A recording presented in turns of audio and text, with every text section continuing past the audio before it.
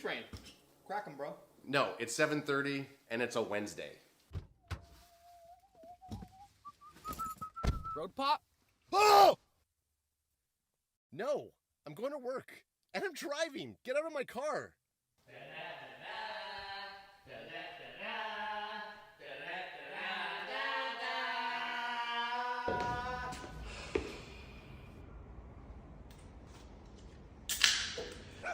That means you got him.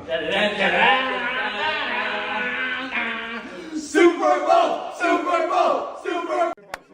Let's get it. Guys, can we just get one? I mean, Let's just get one. Doing the mojo moment. We got Dak Prescott in there. What they do is they're running one play, and then right after they just kick a field goal. TP20 to the out outside. to the left, gets tackled Swallowed behind the up. line by Micah.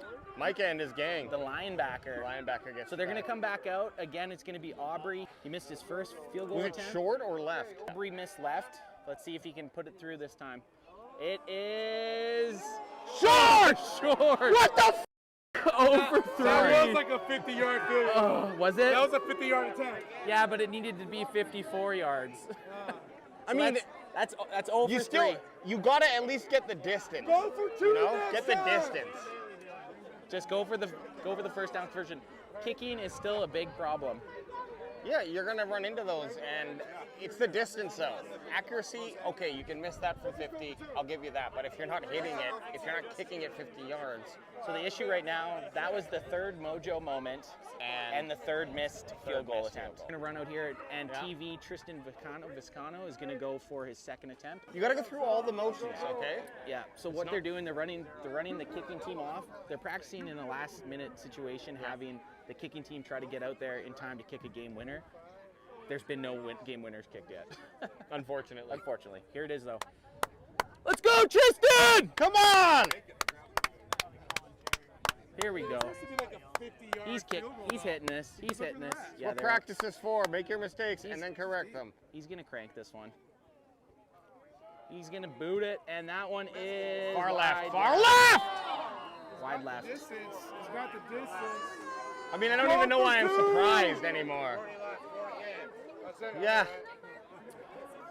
So we just lost 4 games on game-winning kicks. Crosby's available, right? Yeah, I someone. think so. I think. Gotta get someone. So yeah, he spikes it. Let's And get bring Aubrey, Aubrey out. back out. Aubrey out for hopefully his first made field goal. 1. Here it is. Let's We get it. Guys, can we just get one? I mean, Let's just get one. Come on, Obs. Brandon? What's his first name? I mean, Aubrey. Aubrey. I mean, he's kicking from the. That's a nice kick. kicking from He the got 40. under it. That's good. That's one. That's one. That was a nice kick. I don't think he has much leg though. Now I mean, just- anything 50 No, yards, that he's was making not- it. Now That just was do not- that like every 48 other max. time. Yeah, that was almost short. Yeah. But hey, That barely you know what? hit, but I'm gonna counts. take it. I'm gonna take it. What you just did, just rinse and repeat. Rinse and repeat. Okay, is this TV lining up. He's 0-4-2 right now. This is his third attempt. Kicks it and wide left. By, Get him off, get him off This the is- field. Go for 2. this is looking not good.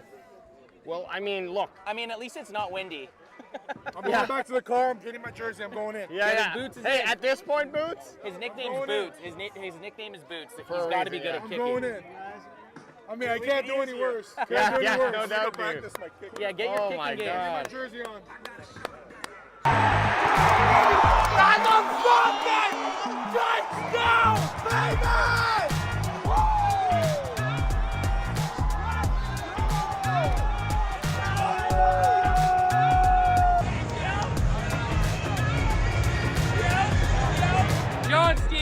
John Stevens Jr. JSJ.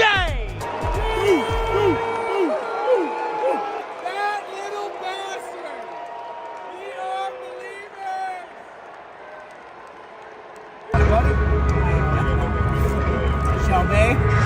Shelby.com. Let's go, Cowboys! Baby. To be quite honest, I've not seen enough of our boys out on the field who I want to see. So let's go. We got fucking 1/2 left. Aroo!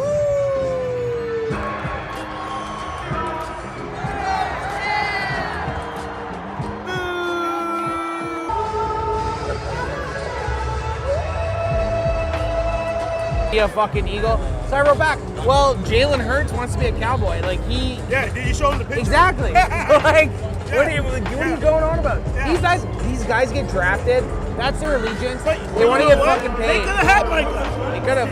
They could have had Micah. Exactly. They traded them. Do you remember they traded with us? With us. With us. Yeah. We were back to 13. He came up to 10. And gave us Micah.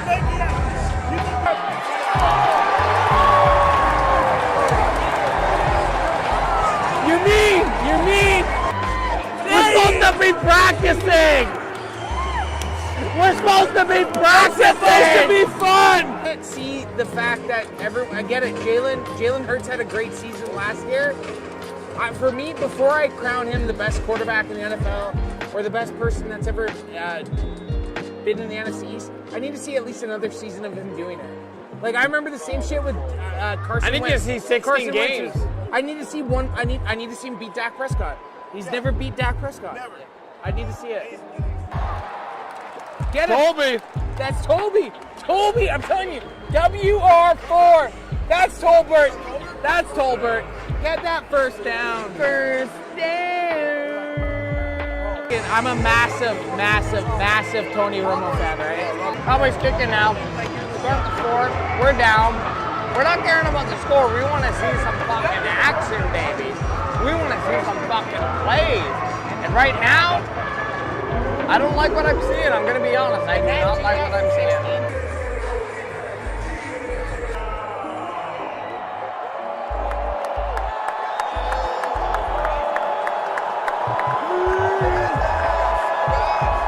That really throws a wrench. Just throw the fucking ball! Just throw the fucking... I don't even really... Now, the outcome of the game, I don't care about. I don't care about the preseason outcome. I care about Overshow's ACL. Right now? That's tough. Fucking nest in there? Like, no, look at his feet. Are you making a nest? He's like burrowing.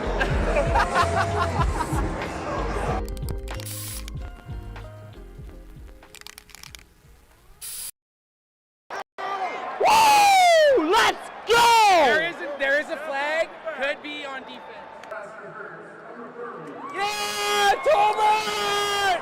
Toby, I told ya. Number 18. told you. Number 18. All right, so we're over here at SoFi Stadium. A lot of beautiful Cowboy fans coming through. Hola, ¿cómo? Like, hey, get it. It is getting wild out here at SoFi Stadium. We're doing shots. We got whiskey. It's going down. That's how Cowboy fans do it. All the Can Maniacs out there. How about them Cowboys? We walked what I'm calling a Dallas Cowboys corridor. As you can tell, we are at a Cowboys home game. Yes, I understand that we are in Los Angeles, Inglewood, technically SoFi Stadium, but this is basically AT&T West. So follow me this way. We're gonna see if we can find a couple of fans. We are infiltrating enemy territory. The Cowboy fans are doing it right. We got the signage, we got the great food, we got the inflatables. Thoughts on today's game? We're gonna beat the shit out of them. Woo! You see this right here? How do you feel about today's game? We better win, that's all I know. How do you feel about Dak Prescott after last week's performance? Dak Prescott has been very consistent with the division. He has took us back-to-back 12-5 seasons. You know what I mean? He has winning records above. You can say what you want about the past 7 years, but on our division, he has been owning it for years. Are you a Dak rider or are you a Dak hater? Before he broke his finger, I was a rider. Now, nah. They need to let him go now. You know Dak Prescott's watching this right now, right? Actually follows the Can Fan podcast. Let's go! Let's go, baby! Cowboys Nation, son! Let's go!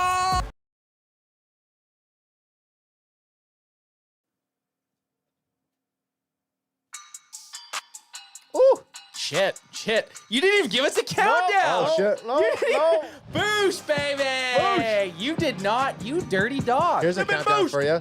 Crack 'em if you got 'em. Come if you got him, son. It's funny. I go, here's a boot, and I start to crack it, and I'm looking at you on the screen. I didn't switch. Damn You it. didn't switch. You messed up. Not only did you not give us a countdown, but you didn't give us a crack 'em shot. That's okay. When's that third arm that you ordered coming in, Ad? Just goes like this. You got a third arm coming? yeah, it's What? Not a new third, not a military. third leg. If you know what I'm saying, Zigamaboosh. This is the best part about. I always sit in the same spot, but Ad always has a little bit of tinkering to do with that same camera. Yep. That's some behind baseball, and it's not a Wednesday night main event without Ad doing a little bit of camera tinkering once we're on air. And now I look good. Now I look great. So Behind baseball because no one knows what you're talking about because I went to the wide shot. You didn't even have me. Now it's back on you. Zigamaboosh me, bandwagon boys, fellas. Main event, we're here. Welcome to the Can Fan Show. And how are the bandwagon boys doing tonight? Pretty good. I feel great. I mean, it's Wednesday night main event. I look forward to this over a Sunday service for some reason. Do you? No. I like the Sunday service. I look forward to the Sunday service because this I have get off work, get home, shower, and then I have to fucking get here as fast as possible. So I like the Sunday service because it just feels a little bit more chillax. I like it always just seems like tomorrow Ceedee Lamb's gonna sign his contract, so it always seems like our Wednesday show is the day before. So when we actually like anyone here is joining us live, we first of all we thank you so much and Chat. Shout out to Cowboys chat. Chris. Make Gus sure is in you're the house. cracking if you got them. But then it's like we kind of do our push tomorrow to showcase. Oh, the show was on yesterday, and it's like Ceedee Lamb usually signs. waking up. Oh fuck! The biggest news this week just got released, so now our show is like. How often does that happen to us? All the time. It feels like. It feels like it happened. Like I'm only paying attention to those moments, but it feels like it happens a lot. So that's why Sunday service sometimes is like feels good, is because we get to talk about all that shit that we didn't get to talk about on the Wednesday night. And typically nothing's happening on a Saturday, so usually by Friday. We've got all that information, and it'll feel good coming out. They're signing Ceedee Lamb tomorrow. Yeah, I know. That's it.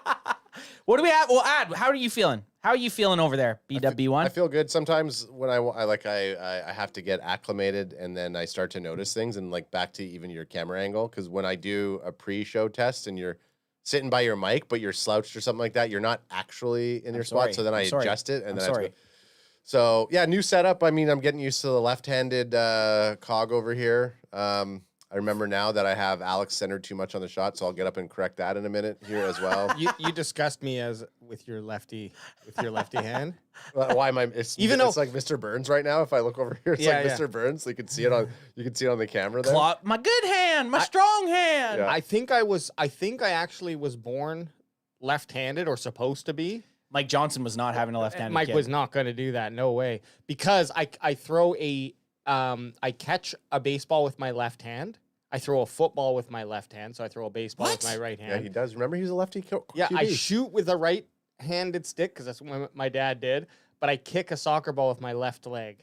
The throwing is weird. The throwing a baseball with your right hand, but throwing a football with your left hand that's the weirdest thing. Because I'm left-hand dominant. So weird. Do you write left-handed? I write right-handed because school was always private. This is my own theory. You're an abomination. I kick a soccer ball with my left. I'm right everything. I kick, but I feel more comfortable kicking with my left. Maybe I'm not. And I have better. Do you snowboard goof? Do you guys snowboard goofy regular? or regular? No, I'm regular everything except right for foot forward. Yeah. So then, right but maybe forward, I should be left. You right foot forward means you're goofy. No. Yes. Sorry. I'm left foot forward. I'm a regular stance. If you're on right everything. foot forward on a snowboard, you're goofy. I'm goofy. You're goofy.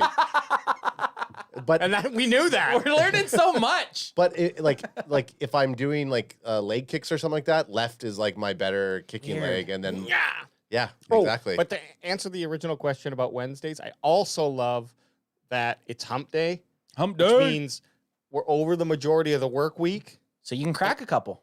So you can crack a couple, and it just feels like a celebration. And then I wake up tomorrow and there's only Thursday and Friday left. That's awesome. It's nice. It's good. It's great, guys. Before we get in, actually, AJ, before I say I have a spiel on something. What do we got going on tonight's episode? Well, tonight we had Justin Jefferson make that big deal for, what was it, 140 million over 4 years? Yes. Making that bank. Cha-ching! So we're going to talk about how that affects the Dallas Cowboys and Ceedee Lamb's negotiation. We have Micah Parsons and Mike Zimmer, and a quote from Micah Parsons, which may or may not have been taken out of or blown out of proportion. I don't know. Well, we're going to deep dive that video. But we need to find it. We need to see how he said it. We need to see how he said it, and he said, we're not talking. And that could come off as, oh, we haven't talked, or I don't want to talk to that son of a bitch. He can talk to me. And then also the mini camp finished up, so if there's anything from there, we'll talk about. Did I miss anything? Yeah, something I want to give a shout out to. Oh, perfect. Larry Allen, Cowboys great, passed away at the young age of 52 years old. Wow. Cowboys Ring of Honor, NFL Hall of Famer, mean guard. Like, I just wanted to say, raise them up, boys. Raise them up for Larry Allen. And let's sip them because we rip them. Sip because we rip them. It sounded like I'm making a joke. I wasn't trying to. Larry Allen, cheers, man. You know, the funny thing about these athletes, maybe it's not funny at all. There's nothing funny about dying, okay? But I'm going to pull up one of the best Larry Allen yes, highlights. I'm glad. I was just about to say that one. 52, though, guys. Like, that is young. Well, what I was going to say is, because these athletes enter into our sphere of being influenced by them, by their entertainment and their excitement, at like 20, 21 years old. And then by the time they're kind of out of that, they're like 35, you know, probably back in the NFL. That's in Larry Allen's days, that's about as old as you're getting on any position. You forget, like, oh shit, like 52. But it seems like, oh, Larry Allen, he's like 80 years old. Yeah. Just because his predominant, the majority of his quality career was, you know, when he was in his 20s and his early 30s, right?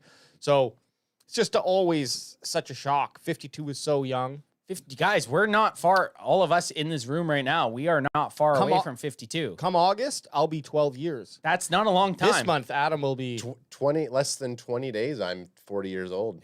So 12 years away from 52, and he was on vacation with his family, and he just suddenly died. Like, extremely sad. Oh, this is the great, and so this is a great play that you just pulled up. You never want someone to pass away. But no, it's going to happen to all. It's sad. It's going to happen to every single person on this earth. I guarantee it. Okay? Yeah, but I hope at least we get to our 80s. No, for sure. But a way to go is 105. A way to go is on a vacation. Like it's never ideal, but on a vacation, probably having a great time with your family, and you pass away. Hopefully, it was nothing painful, and maybe I don't know the logistics. Maybe he passed away in his sleep, but it's better than say. Getting an illness or something where it's like this long drawn out murdered. Still a shock, still a surprise, but it will make the memories for the family a lot better to be like, oh, we were like, when they are able to grieve properly, they'll remember like, man, we were on that amazing vacation, right? And a guy that size, man, the size of Larry Allen. I hate to say it, but your heart just eventually... It's been pumping hard. It just can't keep up anymore. And it was especially pumping hard on this play. Oh, this play's epic. So this is Larry Allen against the New Orleans Saints. And so everyone knows about the famous... why can't I think of the receiver's name from the Seattle Seahawks? DK Metcalf. When he ran down the player after an interception, but the first guy to do it, and... about 100 pounds heavier than DK Metcalf was Larry Allen. Yeah. 2nd and 9. He looks like a Madden created character. Yeah, like 99 so speed. when they show the replay of it, it shows where Larry Allen is when he starts chasing him down. The guy was kind of doing the Dion. He was getting into the Dion to like probably. Larry Switzer's like, holy shit, he can run. Shit, them boys are having the time of their lives. Impressive athletic. Saved his quarterback from having to make that tackle. So you have that video. You also have Larry Allen bench. There's videos of him benching 700 pounds. Like the dude is just he was an absolute freak of nature, right? I can pull that 700-pound one up too. Yeah, let's get the Larry Allen benching some 700 pounds. Grab yourself a chat. Big fella says, I'm 55, bro. Right? Yeah, dude. Isn't that, Chris, isn't that messed up? Like when you start to, like Outlive your heroes. outlive your heroes, or you're like, that guy's only 30 years old. Like for me, you know, like that guy's only 30 years I know old. when I think about I thought I football was players, 30. when I think of football players, I'm like, man, they're kids essentially. Like they are kids, Yeah. pretty much. But Larry Allen passed away. Super, super sad, but a Cowboys legend for sure. And the whole benching the 700 pounds, the chasing the guy down, like that's a dude that just has zero quit. Like just zero quit in him. He just was not quitting. And Here he is. 700 pounds hard? I'm sure me, you, and Adam could maybe do it together. Okay. Actually, I watch this. Watch it. The end, his buddy who leaps over him. I was like, oh my God, if he jumped a half second sooner, he could have caused that weight to come down on his head. Holy shit. dog. Look at all how many. Look, like he jumps before he gets it racked. yeah, I didn't even racked it yet. Look how many plates are on that.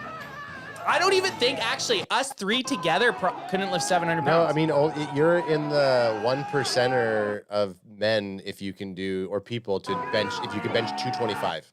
That's it. Really? Yep. Oh, interesting. So 1% now, or 10%? so now I think 10. Now look at that. That's I think how that's many plates? seven on each side, I believe. Yeah, well, 90 times. What's 90 times? 9 times 7, 60. Yeah, it is. Yeah. Yeah, that would be plus the Damn. bar. See, I'm pushing just 245s. That's fine. That's all. That's it. Like on one on each side. One on each side, yeah. Yeah. So plate aside. But look, like I'm that's getting better. Look, that's That's all it insane. counts. 14 plates total. Dallas Cowboys, Chris, that was Rocket Ismail who jumped on him. Oh, was it? Hey, an ex BC Lion. Yeah, yeah. Hey, he's got that can fan in him. You gotta be careful. You know, any of us, if one of our buddies is pushing 700 pounds, one of us is leapfrogging him at some point. And you know what? Boys will be boys, whether we're just starting out in the gym or professionals. It's like when I'm in the gym doing my moderate weights, where me and the lady beside me are kind of going toe to toe with who's lifting heavier. I'm always looking around to see. Okay, this guy's in the gym.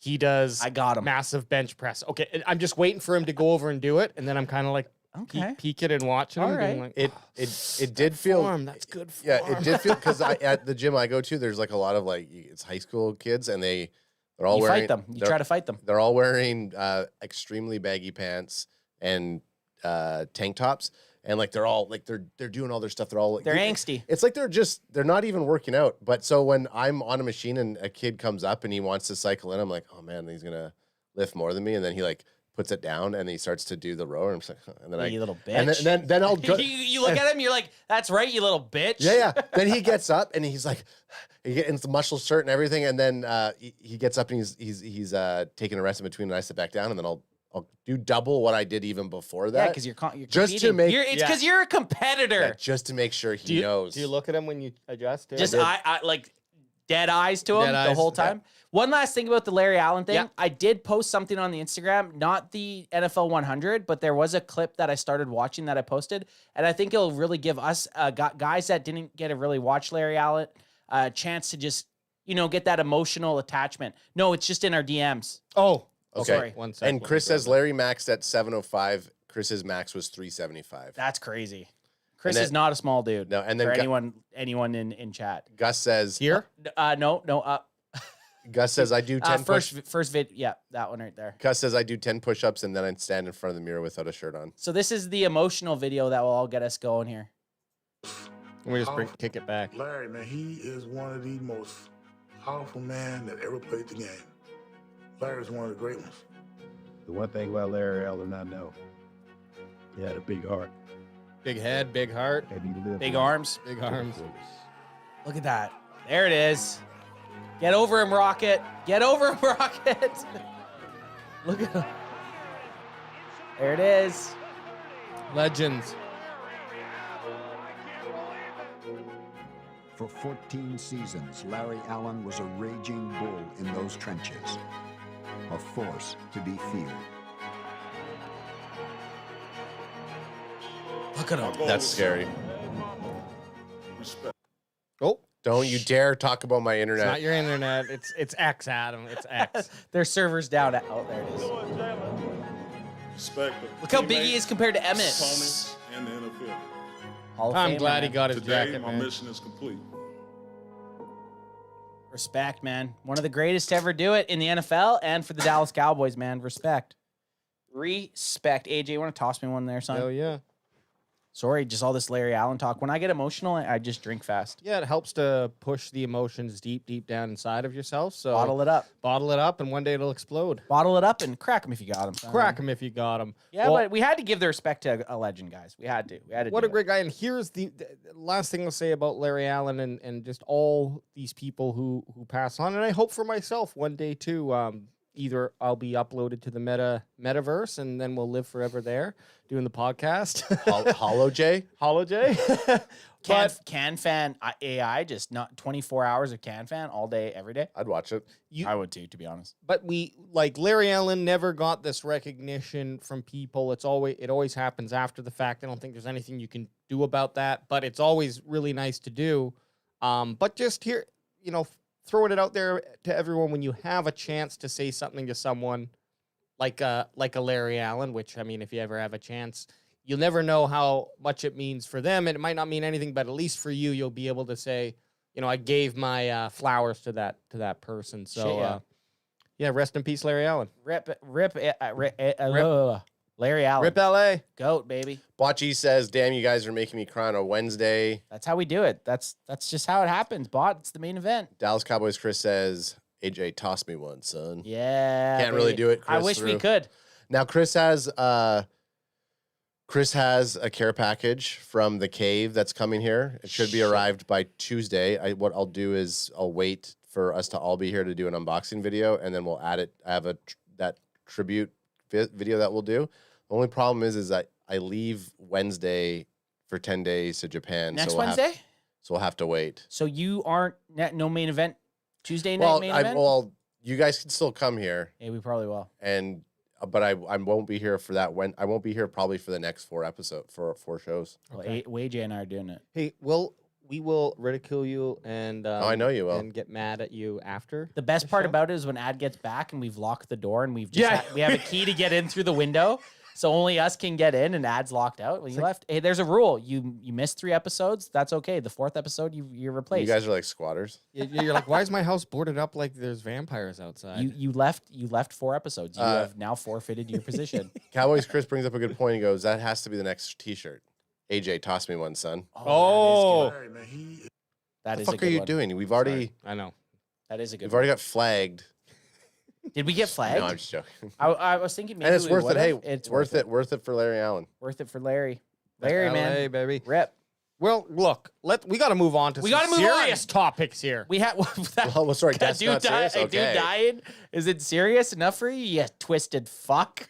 Well, wrong choice of word. But still, I want to get angry now. Yeah, let's get angry. That's what I meant. Let's find some. Let's just go. Let's go Philadelphia Eagle stream hunting. He's getting angry. He's not even wearing his shades, so I can see his pupils when he's talking. I know AJ without shades on throws me off. Me or having me with shades on would throw you off. That would throw me off. That would throw me off. Yeah. What about right. these? I'm wearing some yellow Aves. Some yellow Avies. Yellow Avies. So I didn't read this fully. But that's how CanFan is. That's how CanFan is. But the headline is really what we care about. This is where we make our dollars and cents. All right, guys. This is a CBSSports.com article by Garrett Podell. That's a fake name. That is not a real name. Podell, Podell, or Podell. Oh, Podell. Can't really see him. He's got kind of a Bessie look to him. What if maybe we were mixed with? You know what he looks like? If you took the makeup off It the Clown. That's what he looks like. Put a wig on him. He looks like Pennywise without the makeup. No, it kind of looks like if you were to say, "Hey, make me a younger version into AI," it would just pop up with that type of guy. Hundo P. I actually don't even think that's Garrett. I think that's that's a not real. AI avatar. It's not a real name. That's not. But how can we even trust these articles anymore when you can chat GPT all this shit? Well, now these aren't real people. Well, now they have to specify. So where I don't see it saying this is a real person, so this is AI. Totally doesn't take away that we're gonna read it. Yeah, it doesn't take away. We want the headline. The headline says Ceedee Lamb extension. Cowboys can go full steam ahead on a new deal after Justin Jefferson reset wide receiver market. Side note: Jerry Jones wanted to see more leaves fall before working on extensions for his stars. ...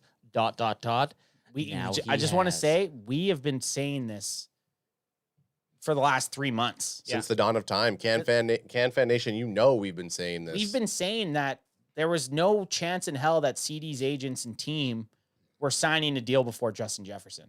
The Cowboys should have thrown whatever they could have at CD before Amon St. Brown and Justin Jefferson got signed. They should have offered 30, 31, 32. I just don't think he would have. I don't think Ceedee Lamb would not have taken it. I don't think. Well, they might have even. We don't know. They might have offered that, and they essentially, like we've been saying, his team was waiting for Justin Jefferson to get signed, and now he is. And AJ made the joke that we do our show on the Wednesday night, and it feels like breaking news always happens on Thursday. I wouldn't be surprised if tomorrow morning or Friday even we wake up and Ceedee Lamb has been signed. Because right now, what is holding the Cowboys back from just being like, "Okay, we'll give you $33 million"? I want him to sit out and get a couple $100,000 in fines just to make him to make him feel it. But what's holding them back from doing that? Nothing. Well, the only thing that I think actually might be holding back this contract right now is the guaranteed money, because that's the only thing that really stands out. We know whether or not it's 170 or 190. In reality, we're talking about, and that $10 million is not pocket change to us, okay? But it is pocket change in terms of the salary cap. It's a small amount, and for a player like Ceedee Lamb, it's like you're not letting him walk. No, he's not. So people are like, trade him, trade his ass. No, it's not happening. The signing is inevitable. I think where the holdup is, and I have nothing to back this up, but it's just the thing that stands out as what would be a fork in the road for both sides of this. What did Jefferson contract get for guaranteed?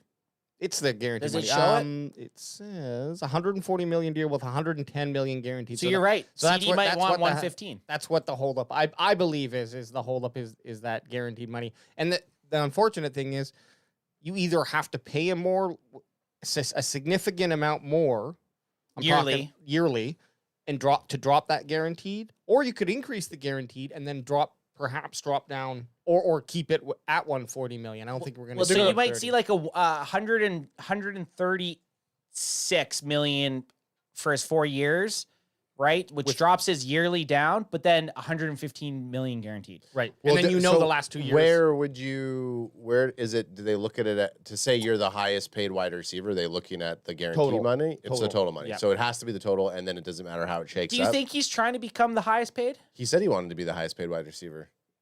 You can fact check it, but I'm pretty sure. Like, do you guys? I'm asking us and don't get me wrong. Like, Ceedee Lamb to me was the best wide receiver in the NFL last year. Justin Jefferson, just in the same time frame. I'm looking strictly at the amount of games they've played and the seasons they've played. Justin Jefferson he doesn't have like one very good season. He has a bunch of really good seasons. Where Ceedee Lamb, 2022, Ceedee Lamb had a very good season also. 2023, CD to me was the best receiver in the NFL, but still, he had one season like that.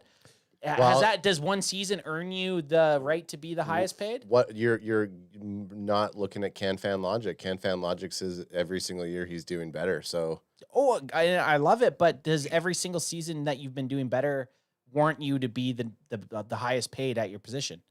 I think so. Highest paid at your position. I want consistency. I want consistency as. Well, what have you done for me lately? Well, I want 1,700 yards 2 seasons in a row, not just the one. Doesn't. What happens if next year you pay him this and he comes out and gets 1,100 yards and 6 touchdowns? Look, I think there's also a little gun shy from the Cowboys with their Michael Gallup deal. Now, certainly not as much money, but they paid him for 4 years and didn't get a dime's worth out of him for that 4-year contract. Fuck, are they stupid for doing that? Not a dime's worth. In fact, it's costing us whatever it is, $9 or so million next year. Even when that happened, so this is just to get off track because it's how we do, baby. When they signed the Michael Gallup contract, they had a decision to make. They had to either keep Amari Cooper and pay him $20 million or whatever it was the following season, or get rid of him, eat the money, and then re-sign Gallup to like a subpar contract. You look back at that now, and maybe Ceedee Lamb doesn't grow the way he has and become that wide receiver that he is. Yep. But we were worried about paying Amari Cooper $20 million. for a number one wide receiver who killed it in Cleveland the last couple years. That's what we were worried about. 20 million, and now we're talking about Ceedee Lamb making north of 33. You know what I mean? Like, it just seemed like a weird, unless there was, you hear rumors behind the scenes that he was a little bit of I'm not going to say cancer, but a little bit of a shyster. Wasn't a team player. So, but it's like you were worried about 20 million, and now you're pretty much about to pay Ceedee Lamb. I'm going to say they're going to give him probably 33.5 million a season. When did we trade Cooper? Was it 2021? 2020, just before 2022. Okay, so the 2022 salary. Did he play for the Cowboys in 2020? Let me see. No. Was last year the first year that he wasn't He only there? played the one season that with the first season we started doing the show. Yeah, 2020. Yeah. Okay, 2021. So he was gone. That wasn't last year, eh? That was March 16th, 2022. So it was going into the 2022 season. That's right. The 2022. So we've had significant cap increases. The 2022 cap was 208 million. It's now 255 million. So there's just one reason where that you see the enlargement, massive enlargement, and then next year is supposed to be roughly 273. So not to disagree with you, because you got to, every contract matters when you sign it within that year, because it's eating up that year's cap space. So you can't, like, if you do that every year, you're never really going to fully flush out your team, right? But it's wild to think that there's a $16 million, let's say, roughly difference between what was not acceptable in 2022 and now is like the going rate. This is the going rate. The craziest thing about this is they decided to forego and trade Amari Cooper away because they wanted Ceedee Lamb to become that 88 and be that guy. Well, and now that he is, just pay him. Why fuck around? In my mind, why mess around with any of it?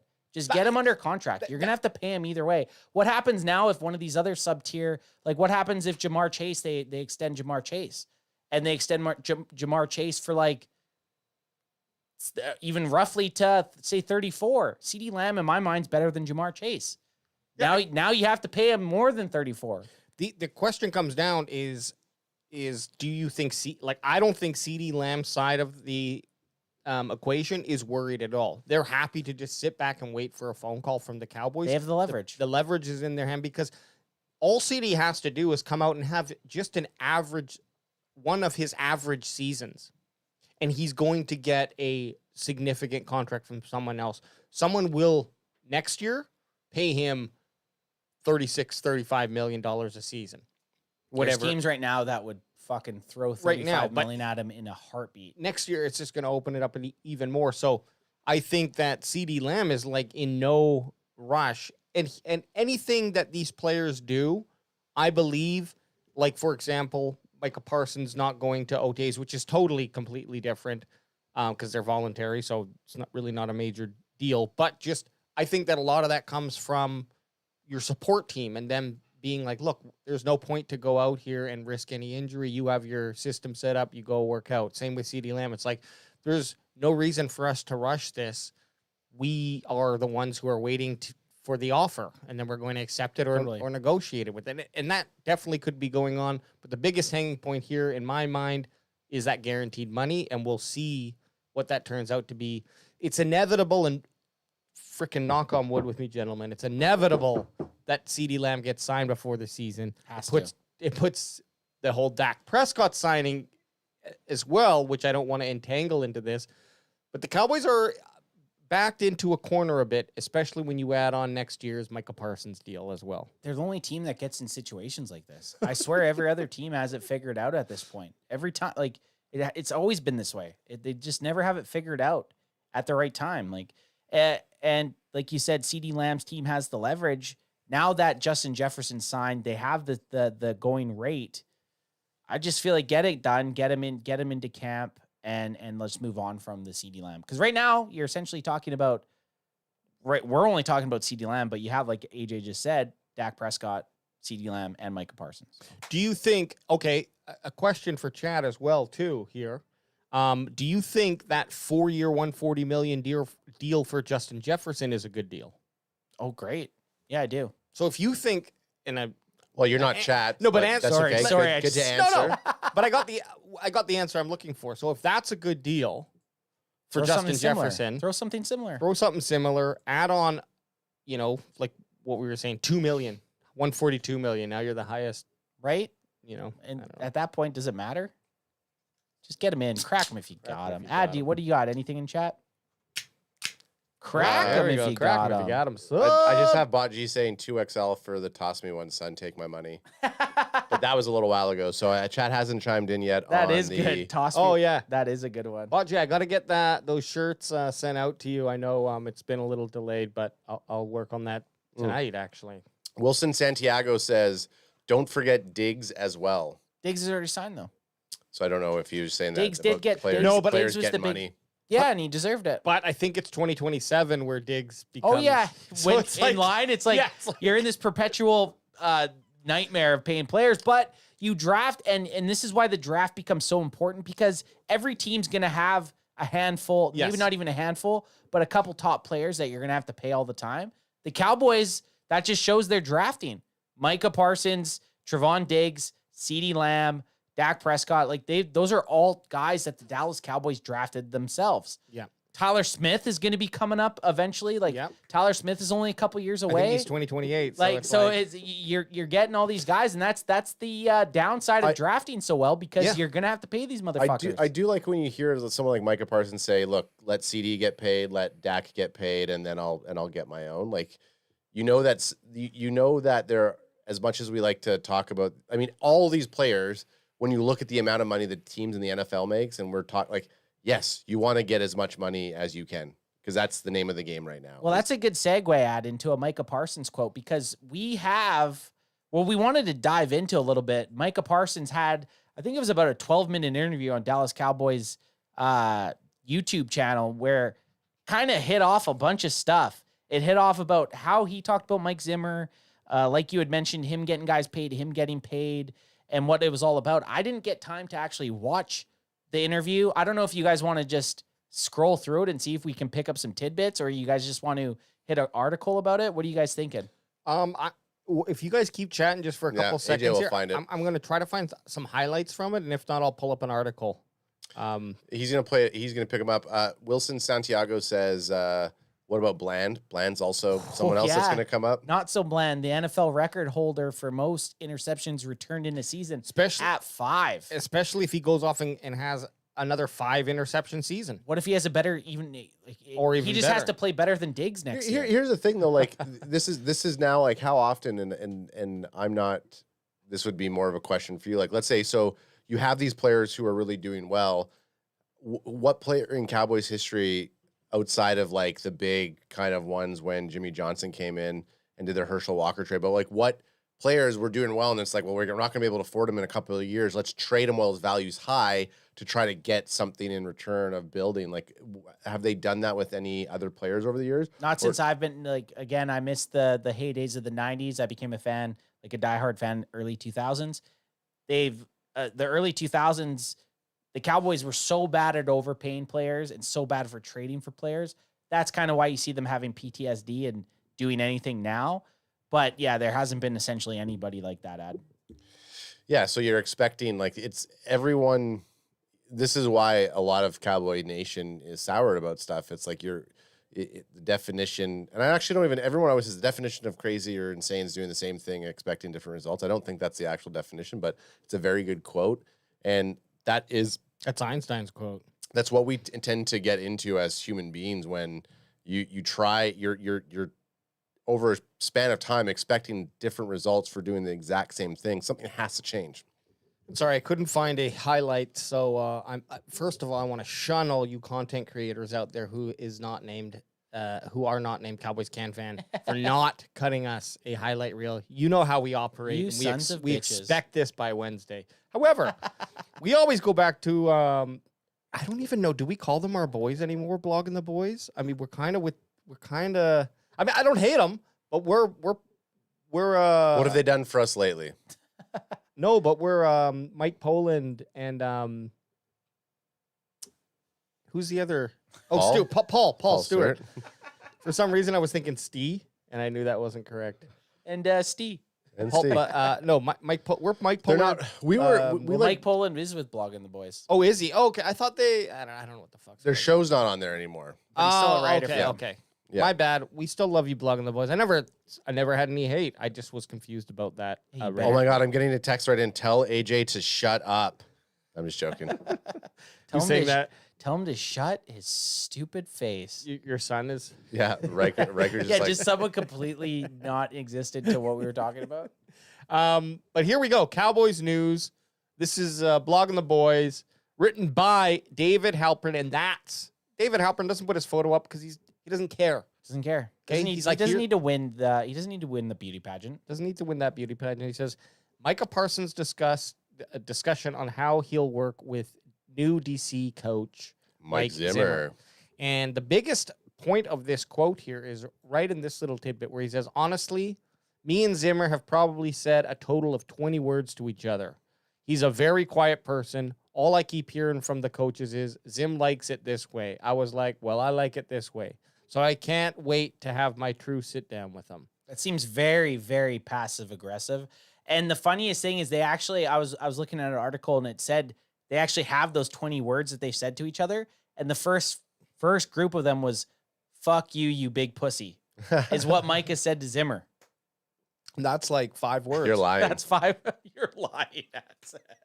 You're lying. Could you imagine that was the first 5 words they said to each other? Fuck you, you big pussy. I remember. Fuck you, you big pussy. I was And there's listening. only 15 words left.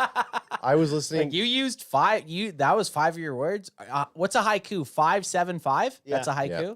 I was Fuck you, you big pussy. I'm not here to play your Oh no, it's syllables. Haikus 5 syllables, 7 syllables, 5 syllables. We So were shot close. that. We were close. I was listening to EJ Savage, Boys in the Zone. He actually had Micah's brother Terrence Parsons on, Okay. and they were talking about this and saying how everyone's clipping this one portion and they're missing the before and after, and they're not talking about the actual thing. So, like, I was like, oh, okay, cool. I thought we were gonna dive into it, but I don't know. We're not gonna listen to the interview. I think there's more to that interview, and like this is obviously the most clickbaity thing. But Well, tell us what you Give us your deep what dive. he said. I didn't want to listen to it because Oh, I didn't okay. want to. I wanted to go into We it can't live. listen to 12 minutes of the interview. Totally. But I do think it's like one of those things. It's like, hey, we haven't talked to each other. I think that it's going to be that compromisable relationship, hopefully. But at the end of the day, when we were chatting with each other, it's like this is going to be a very big tell to see who's backing who. Is this going to cause continuing rifts? Is Micah not going to follow in line? I doubt it. Like I doubt you have other players. You have people like a coach like Zimmer's going to come in and he's going to want to utilize this talent in the best way possible. What happens if they go 3 games without a Micah Parsons sack? 3 weeks without a sack from Micah. Are we winning those games? I was just going to ask: are we winning those games Comfortably? Are they Good are they call. solid defensive games? That's a good call. That's actually what matters. Here's I don't get. Micah could have 0 sacks and we have 3 wins and I could give 2 fucks. But if there's like one even we'll say 1 and 2 and Mike has 0 sacks. Okay, that's tough. It's only tough because we need something to change, and if he has 0 sacks, and it's like get him rushing again. That's a right? reason. Yeah. Yeah. The thing is that if Mike Zimmer, he's not going to come in and not utilize your talented weapon on defense. Your queen. No, Your queen. Mike Zimmer comes in, he goes, "All right, guys, let's hit the showers," and he's first one in, last one out. Well, yeah, you see that But gut he doesn't on him? take he doesn't take his shirt off. Keeps that. Mike Zimmer's gut goes anywhere before his head does. Oh, that's but for sure. It's leading the way. I It mean, is leading. Mike Zimmer Next doesn't. up is nipples. Yeah, Mike Zimmer doesn't want Mike McCarthy to think I have the belly around here. So that's how they're fighting. But like They're different bellies. Belly off. They're 100 having a belly off. 100% having a belly off. Zimmer's belly is packed full of Miller Lights. Oh, he walks around to the guys. He's like, man, I don't know. It doesn't matter what I do in the weight room. Everything just goes right to the gut, right? Everything just goes right to the stomach. Like what? I don't understand yeah. how your belly gets. I like squat that. 450. It's all just It's in my gut. It's all just tight here. But I mean, like if we look at There's more of that quote. I don't know if this is- bring it up. Say it. Well, this might be the part that you were speaking of. Okay, Because I do think if you just clip that one part that we read, He sounds like a piece of shit. it sounds like he's like saying, look, we got, like, it sounds very aggressive, right? Passive aggressive, perhaps, is the better term.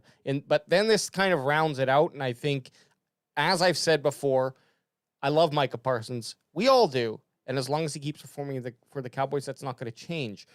But I will reiterate, I think Micah Parsons has bad delivery with when he says shit, or it's that coupled with people just clipping parts Narrative writers. Yeah, but Micah Parsons, and this, like, you look at this quote right here that we're about to say. Well, we'll just say it right here. I think he's had a lot of great players, but he ain't ever have a Micah before. It'll be fun, and I think it's going to be unique. Parsons added. Also, there are some things that I've got to get used to too. It's going to be a compromisable relationship. That's going to be things he's like, I'm not going to give on. I don't give on. That's part of their dream, you know. I think that end of that quote is more concerning to me than anything else. Really, why? I'm not going to give on. I don't give on. Like, what do they mean by that? Like, I'm not going to. He's saying there's going to be things that Mike Zimmer is going to say. I'm not going to give. Like, I'm not going to give up on that one. Yeah. And then Parsons said, well, I'm not going to change on this. But that's your fucking coach. Exactly. That's what I mean. That's your biggest problem. Like, so okay, say I'm your employer or I'm your boss. And for whatever we're doing, I'm saying, hey, man, I want you to do this because we're going to get better success. Okay, hang on a second. And you're like, no, I'm not going to do that. Sorry, we have a rule here on CanFan. When there's a super chat, we stop all things. Yeah, fair enough. Pack Attack, who's been on here before. I fucking love me some Pack Attack. I really do. What's up, fellas? Aikman or Staubach? Question mark. Well, I'm just... $4.99 super chat. Unfortunately, we didn't get the glory of watching either of them. I got to go Staubach just from what I've read and seen. Aikman just for the recency bias, and I was able to see more clips of him getting angry. I like a quarterback who like rips, like I like Tom Brady when he rips into players because he's like, I just know that guy has control of the ship. Yeah. And then imagine being like, oh, Troy Aikman's yelling at me to do something different, and I'm not going to do it because I feel different. Yeah, that's that's the sign of like this guy has no control, right? It's scary. That's actually a tough question by Pack Attack because they're both Hall of Famers, both multiple Super Bowls. I'll say Aikman though. Guys, you're both going Aikman. Yeah, bandwagon boys. I'm gonna say recency bias. I'm gonna 1995. Go. If you go on most top Cowboys players of all time, with all the players, Staubach will always be number one. Yeah. Well, I think he's got that legendary aspect to him as well. He was in the military for 4 years. Served right. in Vietnam. Didn't even get his first 4 years. Came in, won 2 Super Bowls. I know what rabbit hole I'm going down tonight. The Staubach rabbit hole. He has the Hail Marys based off of him. Yep. I mean, I'm sure there's a couple good YouTube Staubach like. Get Staubach. You guys got a deep dive. I'm about to get Staubach tonight, baby. Here's how I read this, and I think you're right. Like, there was a story, and I was listening to J Tuck's show earlier. Shout out to J Tuck. CFO Sports. CFO you already Sports. know. And he was telling a story about how DeMarcus Ware was drafted at the same time as Sean Merriman. Yep. And I believe the Dallas quarterback coach wanted Sean Merriman, but they ended up with DeMarcus Ware. Jerry Jones wanted DeMarcus Ware. That part's irrelevant. But who was the coach, do you remember, with Wade Phillips? No, Bill Parcells. Bill Parcells, okay. Bill Parcells would have drafted. Drafted Ware. It was like week 2 or 3, and Sean Merriman had gone out and got 3 sacks. Yeah, Merriman started off multiple games. Yeah, he had his first 2 seasons were incredible, insane. Yeah, didn't we break it down on the one of our early years? Sean Merriman, he started off like an absolute lightning bolt. Yeah, and so there was a conversation where DeMarcus Ware basically kind of challenged Parcells and was like, put me on the outside and see what I can do. Well, yeah, because DeMarcus Ware was drafted as an outside linebacker. Right. But he was essentially a fucking defensive end, right? Yeah. And they weren't playing him right. This was before defensive end kind of became... before edge became a thing, yeah. And you're right, yeah, DeMarcus Ware, dude. So I'm just saying... Such a good fucking player. And then that relationship blossomed. So I'm just saying, like, sometimes you get these 2 powerful people in, and they're going to need to butt heads and figure out what works for them. And that's like super common in the pro. You get 2 superstars who want to be both good at their jobs, who believe in their assets and believe in what they know, and have also tried and tested what they know. So it's not like they're just coming in with, I feel this. It's like, no, I've tested this. I know it works. And it will work out if their goal is to be victorious. Yeah. But do you have to publicly say, He's not gonna want to give. I'm not gonna want to give. Well, that's where I know. Or he's never had a Micah Parsons, or does any of that shit? And we're not watching the interview to get the context. We're not doing that. We're not doing so it. write a better article. Hey, yo. Nate Dogg's in the house. Dogg! Wait, time out. Nate Dogg, I got to quickly say this before I forget. Nate Dogg is going to Town Hall at 4:30 on Friday. I'm going to meet him there. Open invite if you guys want to come have a couple beers, have some wings. Yeah, that's to us or the chat? To anyone, And yeah. chat, too. Definitely to chat. I just want to hit what chat said about Aikman or Staubach. Yep. Bot G says Aikman. Of course he does. He's our boy. Jenkins Gaming says I pick Romo, but he was my favorite, so I'm biased. Yes, me too. I'm a Romo guy because that's. But he wasn't on the list. He wasn't on the list, so I had to go. I had to pick.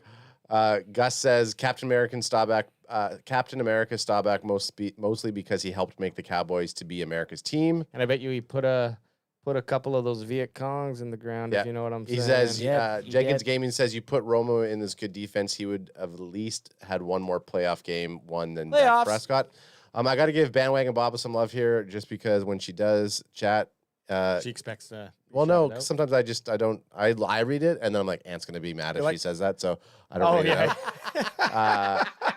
Adds censoring Bandwagon Baba. I'm protecting It's going to blow up at Christmas dinner. For Bandwagon Baba. You remember in June? Like the when you episode said in Bear, this? like in the episode of The Bear, season 2. Anyways, Bandwagon Baba says Parsons just has a huge ego, and he did say he's seen it all. I can see him butting heads with Zimmer. Me too. I like that. I think that I'm actually my how Bandwagon Baba said it. I'm feeling actually the exact same way. But I do believe.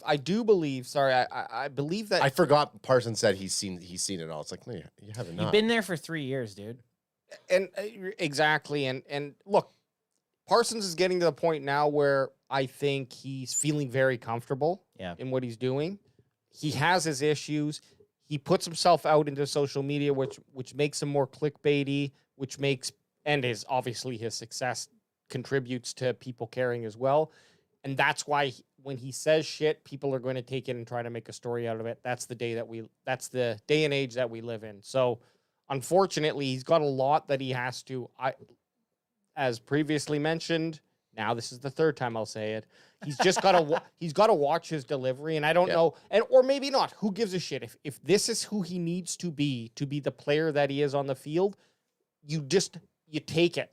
You tune it out. You knew when he was playing Ben DiNucci in chess that the type of player Micah Parsons going to be. Yeah, he got DiNucci fired for beating him. Yeah, exactly. 100. So and then you better fire that third string quarterback, making me look a fool. I don't know, man. I don't know. The Bleacher Report just released 3 episodes. I call them episodes. Yep, they're episodes. Minisodes. I don't know. I mean, they're 12 webisodes. They're 12. I mean, we're not even webs. They're just YouTube episodes. They're 12-minute long. So that's like just the typical what. But they release. It's weird. They release 3 of them at once, and it's Micah Parsons and CJ Stroud in Japan, and the one that they just put up, the 3 that they put out today. I only got to see the sumo wrestling one. You know what I'm doing when I get home. Yeah. And it's good. Like they're a good. That's 30 minutes of content, baby. Sunday. Hear me out. Sunday. None of us watch them. Okay. Sunday before we go on air. We watch them together and we should all watch them together and react to it. Okay. That's a good idea. Let's not watch it. But I will tell you that I'll tell you this one teaser part because you've already kind of seen it. Give it trailer. Give us a trailer. Well, it would just go. Well, 2 best friends in my radio voice. 2 best friends, CJ Stroud and Michael Parsons, are lost in Japan. Are lost in Tokyo. You guys should make a fucking an 80s 90s sitcom. You know, like it's a trailer. Like good cop, bad cop ones. Yeah. Two rival 2 enemies. undercover cops. No. Remember when you used to take high school football rivalry? No, remember they would take horror movies. Yeah, that's what I mean. You guys should do something like that. Like the Strawberry Hill song. And, or the one with Jack Nicholson. Yes, that's what I'm talking about. That's the 100% what I'm talking about. What happens when they finally have some issues together? Yeah. But so anyways, you guys should make that. That'd be hilarious. It's funny because they're watching the sumo wrestlers, and on the way there, they're asking Micah Parsons if he thinks he's going to be able to take one of them. He's like, yeah, I'll be able to. He's like, I'm going to win. He's like, I'll take any one of them, right? And then 30 minutes later, he's like, they're asking him again, and as he's watching, he's like, "Man, I'm not going up against any of these professionals." Like, and they're kind of bugging him about it. So he just always has that thing. I'm in it. I'm going to be the best, and if I don't win, I'm going to be pissed off about it. So Jenkins Gaming says, and Jenkins Gaming says in here, just because he has having a big ego doesn't mean he's a bad football player. No, and having a big ego doesn't mean you're a bad athlete. I kind of want that. Probably makes him a better football player. To be honest, I want the person who is talented, who says, "Give me the play, give me the ball." Even if Micah hasn't been making it in the second half of the postseason, I still want a player who clearly it's not like he's delusional. He's an NFL player, and we've seen unbelievable talent coming out of him. Totally. I hope Zimmer can harness that to get the best out of Micah Parsons. I believe that Zimmer's like very excited about working with Micah Parsons. Because Micah might be right that Zimmer's never had a guy like Micah. Absolutely, but it's like what's exciting is, and if their heads are both in the game, like I just want to win, I think we win this way, and Zimmer thinks I just want to win, I think we win this way, they're going to find a way to make it work. Both ways are going to happen, and the yes. analytics are going to tell you what works better. But if the goal is Mike Zimmer wants to do X, like I want to have the best defense, and Micah Parsons is like I want to have the most sacks. Now we're pulling in two different directions, right? And it's not going to add up. The issue needs to be they need the same goal. Same goal, win the most games. Same goal. It doesn't matter how far apart you are. You're going to end up in the same place. Yeah, totally. And again, guys, I do feel like this offseason has been a little bit of a campaign for not just us, but for a lot of people, like a Micah hate wagon type thing. I've wanted a player like Micah Parsons in the Dallas Cowboys forever, right? And we finally got him. And the guy is he is a generational talent. He really is. And I made a post on X. If he gets 3 sacks week 1, none of us are going to be fucking talking about. It's June right now, right? Yes. Like we're looking for stuff to talk about. He gets 1 sack. I'm going to be. Yeah, it was his first sack. I'm just thinking about it. Like I was going through some clips of just the last year's opening game, and we're just all so jacked up. Oh yeah. And I can't wait for that again. Oh, like, it's I just gonna can't wait happen. for football to be back. The first Micah Parsons sack. And first not touchdown. preseason football. No, Like I want football. September Dallas Cowboys versus the Cleveland Browns in the dog pound. Micah Parsons absolutely kills Deshaun Watson. Forced fumble, return for a touchdown by our boy Trevon Diggs. I will gladly jump up and grab that screech. Super Bowl. Super Bowl. Toss me one, son. And then I had a question about this. Toss me one, son. Fuck, we are in like Super Bowl form right now, to be honest. We go to all our OTAs. So. Well, we don't stop. We do this year round. We It's are always here. nonstop. It's nonstop. Gus says Zimmer for sure drinks Coors banquets during practice. Oh, definitely. Yellow belly. Yellow belly. You look at that belly that Zimmer has, he is definitely drinking beers, and he's drinking a copious amount of them. And then I just want to get this before we move on here. Nate I don't want that light shit. Yeah. Don't bring me that light shit. Full carbs. Oh, and he definitely drops like homophobic slurs. Oh, of course he But does. you And know- they're like, Zimmer, this is 2024. Zims. Ew, I'm not drinking that Bud Light. I'm not. Zims, you can't see. Bud Light's a homophobic slur. I'm not drinking that Bud Light. Nate Dogg says survey says B Unit has the best gut in the business. Oh, yes. So That would be a gut off right there. Zimmer versus B Unit. Yeah. So this is what I would think is going to happen between the two is Mike. I don't think there's going to be an issue. I think they're like what's happened. So this is a bit to unravel, but that's that stupid drama. let me just. There's so much little time that the actual teams have mandatory together. That's when you really start to care about shit, and that's when Micah and Zimmer are going to get together. Which has started. Right. Mandatory minicamp started When did that start? yesterday. Right. So Idiot. What I'm Don't saying embarrass though me in is front of my brother. everything for the last 2 months or That whenever is irrelevant.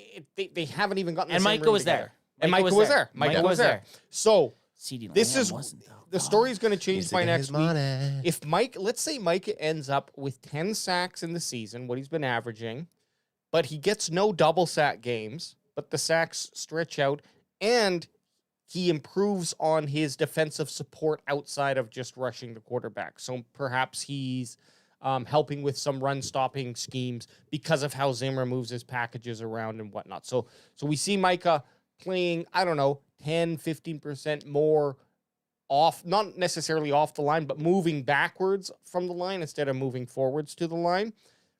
That the question's kind of rhetorical, but the answer that I'm giving is like, I think that's a success. We're not going to see those games where Micah's getting 2.5, 3 sacks and then getting quiet, but he's keeping a consistency. And I think one of the issues that we've seen, and this could be corrected just from better conditioning and figuring out how to orchestrate an 18-week season now from a 16-week, whatever it was 4 years ago or something. But I think we're going to see Micah Parsons. I think what Zimmer's going to offer is basically redlining Parsons to that point where he's never going to become fatigued. And that's the benefit that we have, because having Micah Parsons running strong at the beginning of the season is great, and we see all that. But once he starts to die down and becomes more average, then all that hoopla and all that excitement about what he can bring to a position, we start to we're not seeing it anymore. And I don't care that's what when we need it. I don't care what anyone says. There's a pattern. In 3 seasons, There's a pattern. There's a pattern that Micah Parsons has fallen off in the end of the year and in the postseason. Whether or not there's no argument about that. There Right. can't be. It's a fucking pattern. 1 year, okay. 2 years, maybe. 3, there's a history. It's a pattern. We got a history. Trick me not. But I think that this is what I'm hoping. I'm also thinking Micah Parsons 17 sacks this season. Oh, no.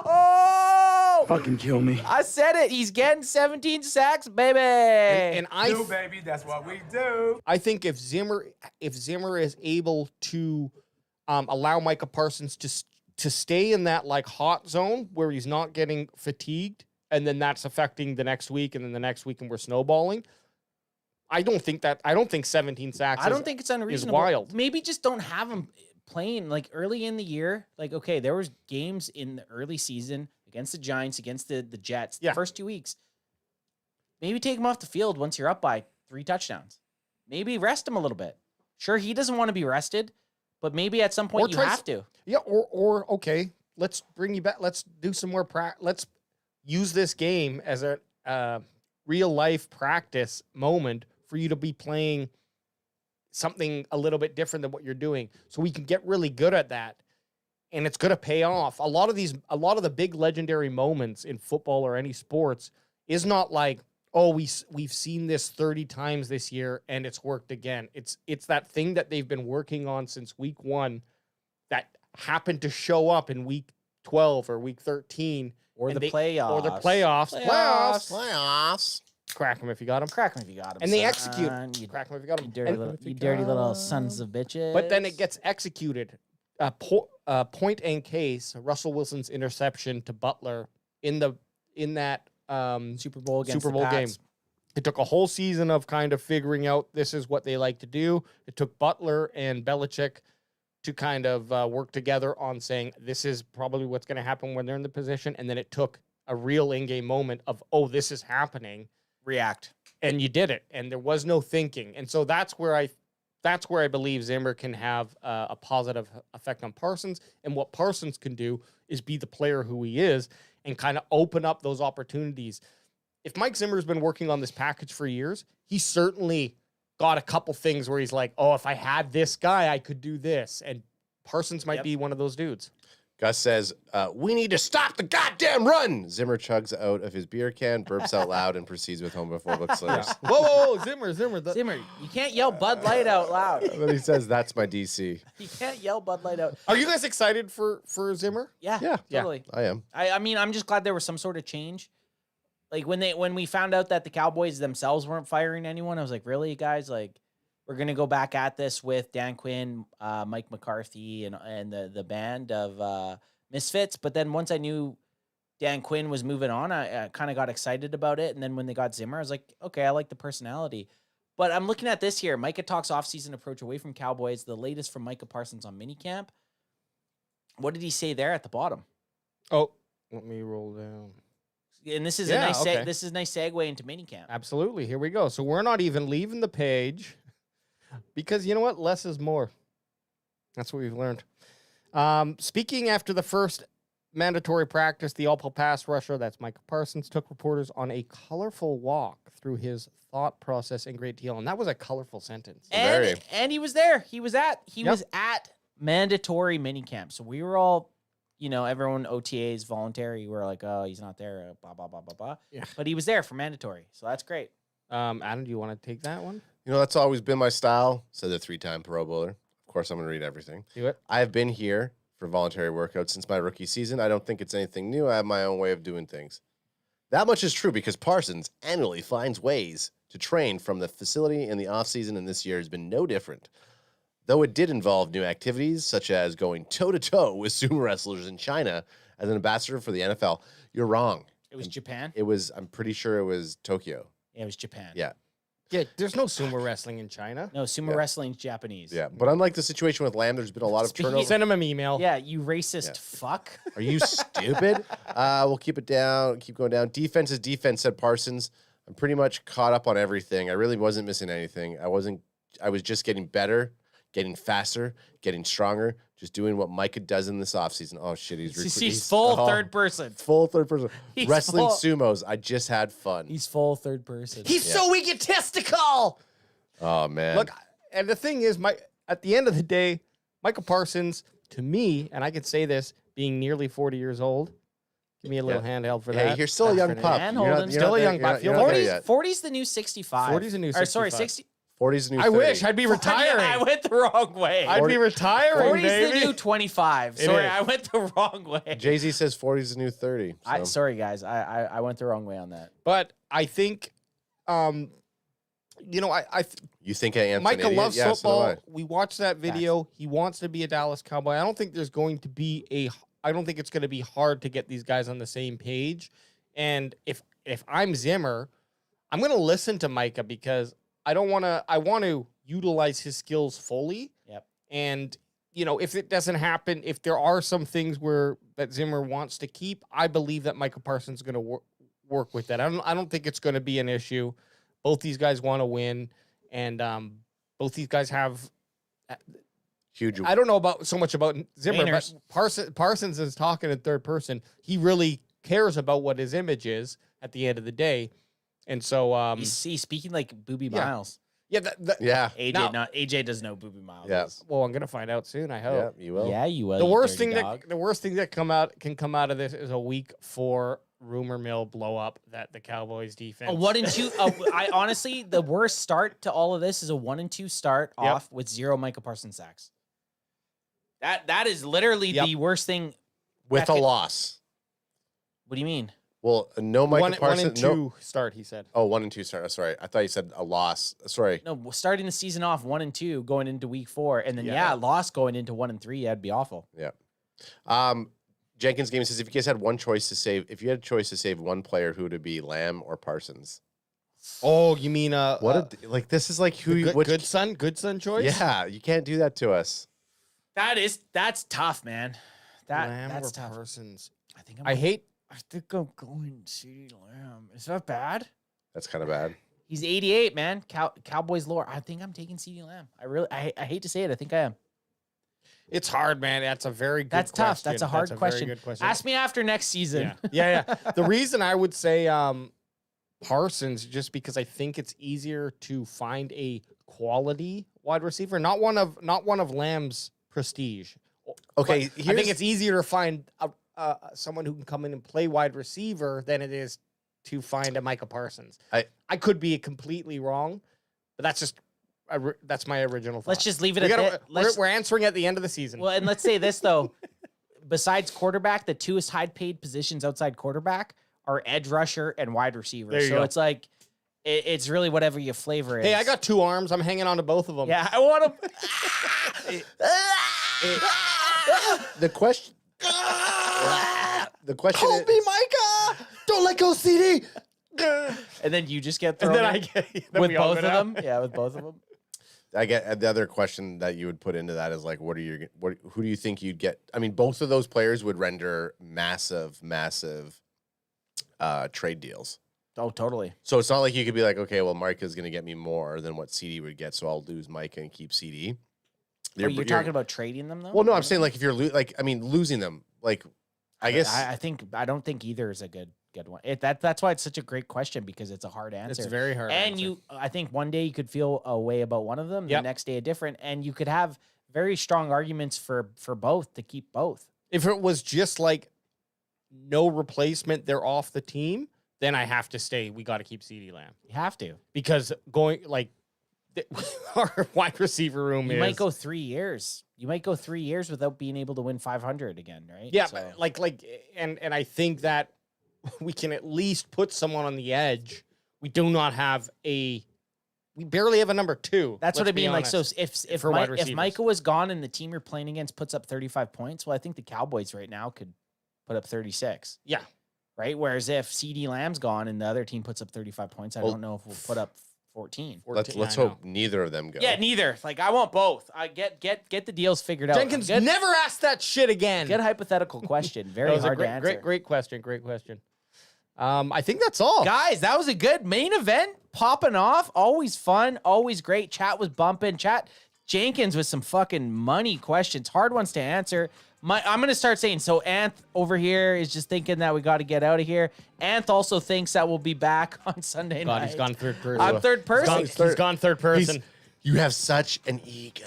If Micah Parsons can do it, and you know what, Anth thinks if the bandwagon boys want to do something one way, I might just not see it the same way. Well, I'm gonna give some stuff. You're gonna give some stuff. We're gonna see how Anth and Bandwagon Baba, the coach, butt heads this season. It's gonna be could happen. a bloodbath. So for the bandwagon boys over there, myself over here on this Wednesday main event, we want to say shout out to chat. Thanks for stopping by. Don't forget, crack 'em if you got 'em. Crack 'em if you got 'em, son. Rest in peace, Larry Allen. The GOAT.